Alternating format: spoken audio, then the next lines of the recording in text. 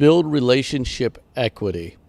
And I kind of got this idea from Pastor a long time ago about, he talked about basically like influence and even relationship is like bank accounts. Sometimes you do have to make withdrawals, right? But don't overdraft. Don't withdraw more than you. Yeah. And so, and the more you can invest in it. And so that's with ministry, a lot of times opportunities, and this can be two ways, and I'm not really talking about this, although this applies. I'm not really talking about opportunities to go speak at a conference or something. I'm not talking about that. There's nothing wrong with that. I mean, I do that. But what I'm really talking about is opportunities that kid is touched.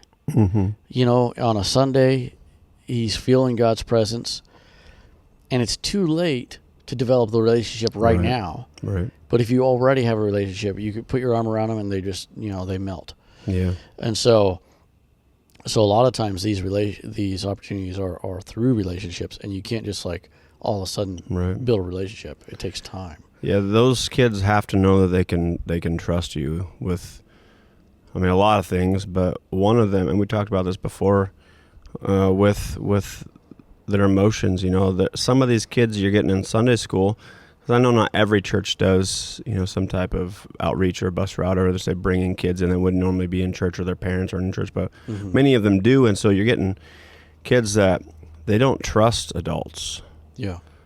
Because of a lot of situations, and so it's not something you're just going to be given without any effort. You're going to have to earn it a little bit through a process, and you can't expect that first time the kid comes in to just have them be comfortable with you praying with them or whatever. So it's something that it takes work along the way, and you have to.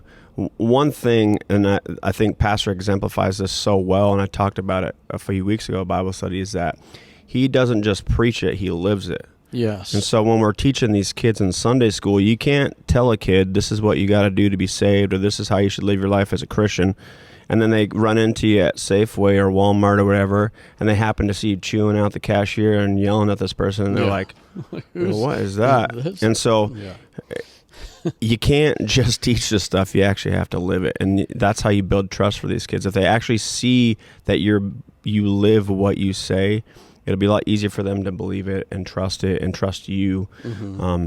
That's I had a haircut today, and my barber, him. My barber, he had come to the Heart of Christmas event. Yeah. And we were talking about church, and he said, you guys, because a lot of our guys go to him, he said, you guys, well, first of all, one thing he said that I thought was really cool, because he's been to a service or two before, but he said, every time I go to your church, whether it's for an event or service, he's like, I feel something there that I don't feel at any other church. Yeah. And then he said the thing that's different about you guys, he said there's a lot of churches that are like what my mom would say is Catholic. This is what my barber said. What my mom would say is Catholic, where they sin and do stuff all week, and they go to church. Yep. He said, but you guys all live it. Yeah. And I thought that's a great testimony. Oh, yeah. That's on a church-wide level. That's a great testimony. And that's how you build relationships. Yes. That's how you build trust, is because you actually live what you say. And there's nothing that's going to undermine your authority or your ministry more than not living what you try to teach. Yeah, that's the key, in my opinion, to this kind of stuff. Well, and with going back to the relationships, building, equity, the other thing, I get a lot of questions about recruitment, because we have a big team. We have like 30 people on our, we rotate through every Sunday. And so we don't have a shortage of staff. And there's a lot of factors that go into it. It's cool. It's fun. People want to be a part, that kind of thing. But if you look beyond your role, don't have tunnel vision. Right. I wrote a note. The time to build bridges is before you need to cross them. Yeah. And that kind of goes back to deposit and withdrawal.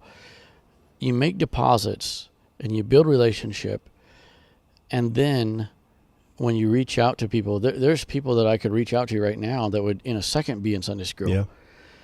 And our role is so too big already, so I don't, we got to figure out a solution to that, I guess.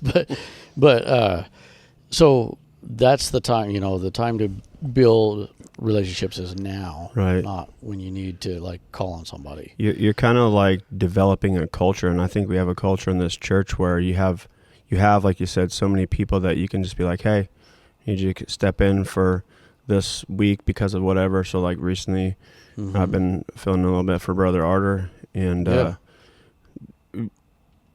there's no hesitation. And I can guarantee you that you could have asked any of the guys in our church that have been involved in Sunday school in any capacity, and they'd have been the same way. Yeah. I'm not anything different than any other person. Right, absolutely. And that's been a process of time where something that you've pushed so hard that's kind of brought us to where we are at now, and it's such a benefit to Sunday school because it takes a little bit of pressure off, because like even last minute we might have somebody that is supposed to be in Sunday school Sunday morning. We've had it. Yeah. They get sick, and you literally have to, like, after our morning practice, which is at 8:30, you have to text them like right at 9 o'clock, but hey, I need you to fill in. Well, and we've even had it just like not too often long ago, a couple months ago or something, where pastor will be so I remember we had a character come into church, and we have a security team, but it was just something was off, and so he asked it was Brother Arter. Yeah, he said he wanted him to stay in, so he texted me. I come out after fellowship time at church service, and I'm already out here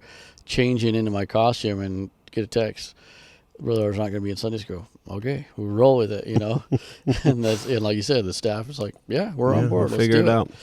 Yep.